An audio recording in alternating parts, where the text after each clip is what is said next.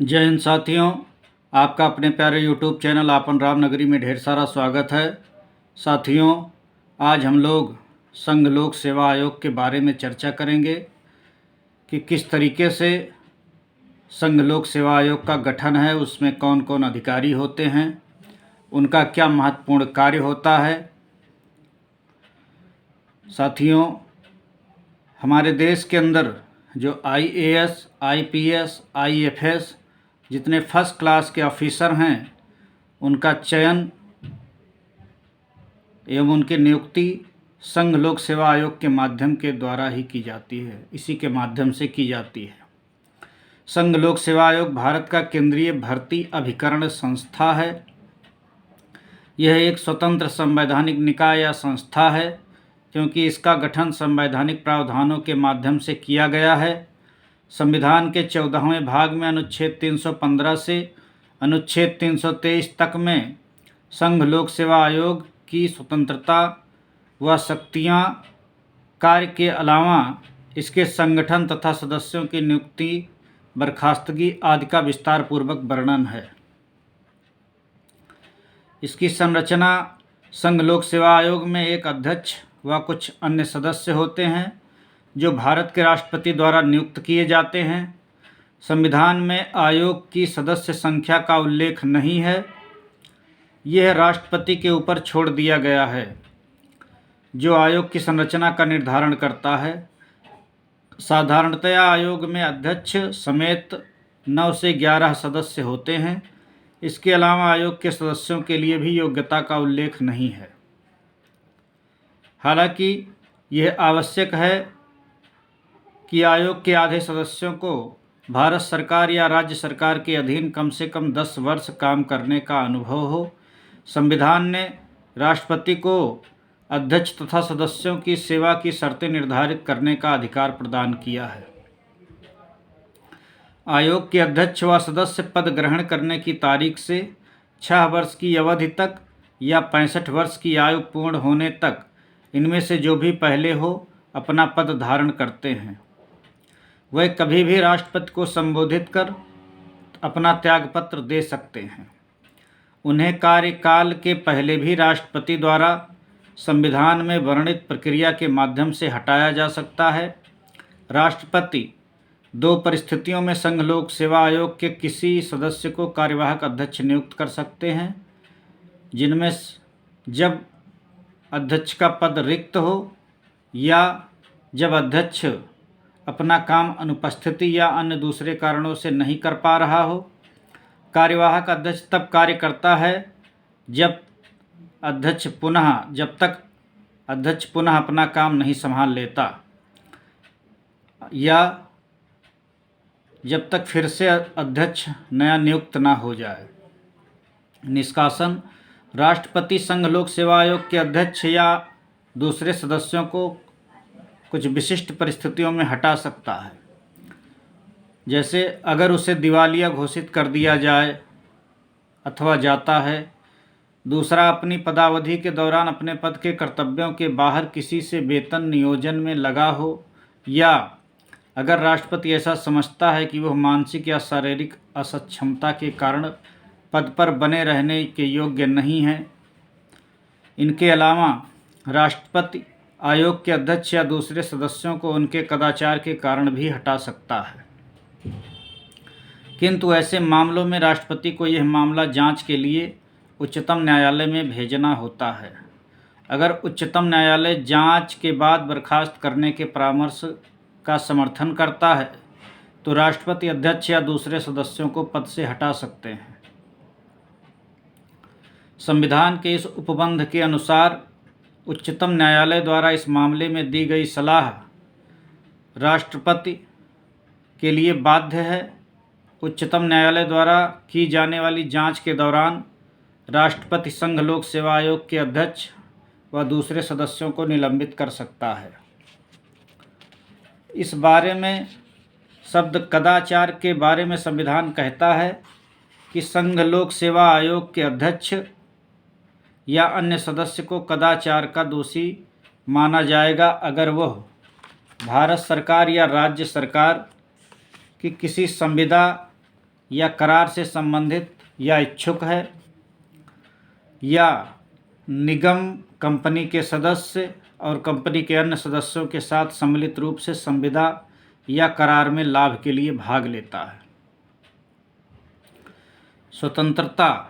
संविधान में संघ लोक सेवा आयोग को निष्पक्ष व स्वतंत्र कार्य करने के लिए कुछ महत्वपूर्ण उपबंध किए गए हैं, जिनमें नंबर 1, संघ लोक सेवा आयोग के अध्यक्ष या सदस्यों को राष्ट्रपति संविधान में वर्णित आधारों पर ही हटा सकते हैं, इसलिए उन्हें पदावधि की सुरक्षा प्राप्त है। हालांकि अध्यक्ष या सदस्य की सेवा की शर्तें राष्ट्रपति तय करते हैं, लेकिन नियुक्ति के बाद इनमें अलाभकारी परिवर्तन नहीं किया जा सकता। संघ लोक सेवा आयोग के अध्यक्ष या सदस्य को वेतन, भत्ते या पेंशन सहित सभी खर्चे भारत सरकार की संचित निधि से प्राप्त होते हैं। इन पर संसद में मतदान नहीं होता। संघ लोक सेवा आयोग का अध्यक्ष भारत सरकार या किसी राज्य सरकार के अधीन किसी और नियोजन अथवा नौकरी का पात्र नहीं हो सकता। संघ लोक सेवा आयोग का सदस्य संघ लोक सेवा आयोग का अध्यक्ष या किसी राज्य की सरकार के अधीन किसी और जगह नौकरी नहीं कर सकता। संघ लोक सेवा आयोग का सदस्य अथवा अध्यक्ष किसी राज्य लोक सेवा आयोग के अध्यक्ष के रूप में नियुक्त होने का पात्र होगा, लेकिन भारत सरकार या किसी राज्य सरकार के अधीन नियोजन का पात्र नहीं होगा। संघ लोक सेवा आयोग का अध्यक्ष या सदस्य कार्यकाल के बाद के पुनः नहीं नियुक्त किया जा सकते, दूसरे कार्यकाल के लिए योग्य नहीं माने जाते हैं। इनका कार्य क्या है? संघ लोक सेवा आयोग के कार्यों का जो वर्णन है उसको हम बिंदुवार समझ सकते हैं, जिनमें यह अखिल भारतीय सेवाओं, केंद्रीय सेवाओं व केंद्र प्रशासित क्षेत्रों की लोक सेवाओं में नियुक्ति के लिए परीक्षा का आयोजन करता है। संघ लोक सेवा आयोग राज्य,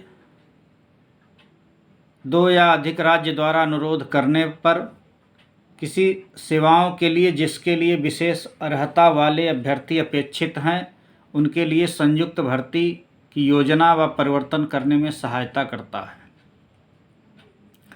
ये किसी राज्यपाल के अनुरोध पर राष्ट्रपति की स्वीकृति के उपरांत सभी या किन्हीं मामलों पर राज्यों को सलाह प्रदान करता है। निजी प्रबंधन से संबंधित कुछ महत्वपूर्ण विषयों में परामर्श भी इनके द्वारा दिया जाता है, जैसे नंबर 1, सिविल सेवाओं और सिविल पदों के लिए भर्ती की पद्धतियों से संबंधित सभी विषयों पर। नंबर 2, सिविल सेवाओं और पदों पर नियुक्ति करने में तथा प्रोन्नति व एक सेवा से दूसरी सेवा में स्थानांतरण के लिए अनुसरण किए जाने वाले सिद्धांतों के संबंध में। सिविल सेवाओं और पदों पर नियुक्ति करने में प्रोन्नति तथा एक सेवा से दूसरी सेवा में तबादला या प्रतिनियुक्ति के लिए अभ्यर्थियों की उपयुक्तता पर। भारत सरकार में सिविल सेवक की हैसियत से काम करते सभी अनुशासनिक विषय सिविल सेवक द्वारा अपने कर्तव्य के निष्पादन के अंतर्गत उसके विरुद्ध विधिक कार्यवाहियों की प्रतिरक्षा में उसके द्वारा खर्च की अदायगी का दावा करना, भारत सरकार के अधीन काम करने के दौरान किसी व्यक्ति को हुई क्षति को लेकर पेंशन का दावा करना और पेंशन की राशि का निर्धारण करना, अल्पकालीन नियुक्ति 1 वर्ष से अधिक तक व नियुक्तियों के नियमितीकरण से संबंधित विषय, सेवा के विस्तार व कुछ सेवानिवृत्त नौकरशाहों की पुनर्नियुक्ति से संबंधित मामलों पर, कार्मिक प्रबंधन से संबंधित अन्य विषय। उच्चतम न्यायालय ने कहा है कि सरकार उपरोक्त मामलों में संघ लोक सेवा आयोग से संपर्क नहीं करता है तो असंतुष्ट सरकारी नौकर की समस्या न्यायालय दूर नहीं कर सकता। दूसरे शब्दों में न्यायालय ने कहा है कि संघ लोक सेवा आयोग से संपर्क करने में अनियमितता पाए जाने पर या बिना संपर्क किए कार्य करने पर सरकार के निर्णय को अमान्य नहीं ठहराया जा सकता। अतः उपबंध मार्गदर्शक हैं, न कि आवश्यक। उसी प्रकार न्यायालय ने कहा कि संघ लोक सेवा आयोग द्वारा चयन किए व्यक्ति को उस पद पर आसीन होने का अधिकार नहीं होता है। हालांकि सरकार को अपना कार्य निष्पक्ष व बिना मनमानी या बिना बुरे इरादे से करना चाहिए। संघ लोक सेवा आयोग को संसद द्वारा संघ की सेवाओं का अतिरिक्त कार्य भी दिया जा सकता है। संसद संघ लोक सेवा आयोग के अधिकार क्षेत्र में प्राधिकरण, कारपोरेट निकाय या सार्वजनिक संस्थान के निजी प्रबंधन के कार्य भी दे सकती है। इसलिए संसद के अधिनियम के द्वारा संघ लोक सेवा आयोग के कार्यक्षेत्र का विस्तार किया जा सकता है। संघ लोक सेवा आयोग हर वर्ष अपने कामों की रिपोर्ट राष्ट्रपति को देता है। राष्ट्रपति इस रिपोर्ट को जिन मामलों में आयोग की सलाह स्वीकृत नहीं की गई हो के कारणों सहित ज्ञापन को संसद के दोनों सदनों के समक्ष प्रस्तुत करता है। अस्वीकृति के ऐसे सभी मामलों को संघ कैबिनेट की नियुक्ति समिति द्वारा स्वीकृत कराया जाना चाहिए। किसी स्वतंत्र मंत्रालय या विभाग को संघ लोक सेवा आयोग के परामर्श को खारिज करने का अधिकार नहीं है। संघ लोक सेवा आयोग की सीमाएं। संघ लोक सेवा आयोग के कार्यों के अधिकार क्षेत्र के बाहर हैं। दूसरे शब्दों में कुछ महत्वपूर्ण विषयों पर संघ लोक सेवा आयोग से परामर्श नहीं किया जाता, जैसे पिछड़ी जात की नियुक्तियों पर आरक्षण देने के मामले पर। नंबर 2, सेवाओं व पदों पर नियुक्ति के लिए अनुसूचित जाति व अनुसूचित जनजातियों के दावों को ध्यान में रखने हेतु। नंबर 3, आयोग व प्राधिकरण की अध्यक्षता या सदस्यता उच्च राजनयिक उच्च पद ग्रुप सी व डी सेवाओं के अधिकतर पदों के चयन से संबंधित मामले पर। किसी पद के लिए अस्थायी या अस्थापन्न नियुक्तियां अगर वह व्यक्ति 1 वर्ष से कम के लिए पद धारण करता है। राष्ट्रपति संघ लोक सेवा आयोग के दायरे से किसी पद, सेवा व विषय को हटा सकता है। संविधान के अनुसार राष्ट्रपति अखिल भारतीय सेवा, केंद्रीय सेवा व पद के संबंध में नियम बना सकता है, जिसके लिए संघ लोक सेवा आयोग से परामर्श की आवश्यकता नहीं है। परंतु इस तरह के नियमन को राष्ट्रपति को कम से कम 14 दिनों तक के लिए संसद के सदन में रखना होगा। संसद इसे संशोधित या खारिज कर सकती है। संविधान आशा करता है कि संघ लोक सेवा आयोग भारत में मेरिट पद्धति का प्रहरी हो। इसका मतलब है कि यह प्रोन्नति या अनुशासनात्मक विषयों पर संपर्क करने पर अखिल भारतीय सेवाओं व केंद्रीय सेवाओं में भर्ती व सरकार को सलाह देने से संबंधित है। सेवाओं में वर्गीकरण, वेतन, सेवाओं की स्थिति, कैडर प्रबंधन, प्रशिक्षण आदि से इसका कोई संबंध नहीं है। इस तरह के मुद्दे को कार्मिक व प्रशिक्षण विभाग देखता है, जहां यूपीएससी संघ लोक सेवा आयोग भारत में मात्र केंद्रीय भर्ती अधिकरण है, वहीं कार्मिक व प्रशिक्षण विभाग भारत का केंद्रीय कार्मिक अभिकरण है। संघ लोक सेवा आयोग की भूमिका न केवल सीमित है, बल्कि उसके द्वारा दिए गए सुझाव भी सलाहकारी प्रवृत्ति के होते हैं। यह केंद्र सरकार पर निर्भर है कि वह सुझावों पर अमल करे या खारिज कर दे। सरकार की एकमात्र जवाबदेही है कि वह संसद को आयोग के सुझावों से विचलित होने का कारण बताए। इसके अलावा सरकार ऐसे नियम बना सकती है जिससे संघ लोक सेवा आयोग के सलाहकारी कार्य को नियंत्रित किया जा सकता है। 1964 में केंद्रीय सतर्कता आयोग के गठन ने अनुशासनात्मक विषयों पर संघ लोक सेवा आयोग के कार्यों को प्रभावित किया। ऐसा इसलिए क्योंकि सरकार द्वारा किसी नौकरशाह पर अनुशासनात्मक कार्यवाही करने से पहले दोनों से संपर्क किया जाने लगा। समस्या तब खड़ी होती है जब दोनों की सलाह में मतभेद हों। चूँकि संघ लोक सेवा आयोग एक स्वतंत्र संवैधानिक संस्था है, इसलिए वह केंद्रीय सतर्कता आयोग से अधिक प्रभावी है। केंद्रीय सतर्कता आयोग का गठन भारत सरकार द्वारा कार्यकारी प्रस्ताव द्वारा किया गया है और अक्टूबर 2003 में इसे संवैधानिक दर्जा मिला। साथियों, हम लोग संघ लोक सेवा आयोग के बारे में चर्चा कर रहे थे कि किस प्रकार से संघ लोक सेवा आयोग के अध्यक्ष व सदस्यों की नियुक्ति देश के राष्ट्रपति के द्वारा की जाती है।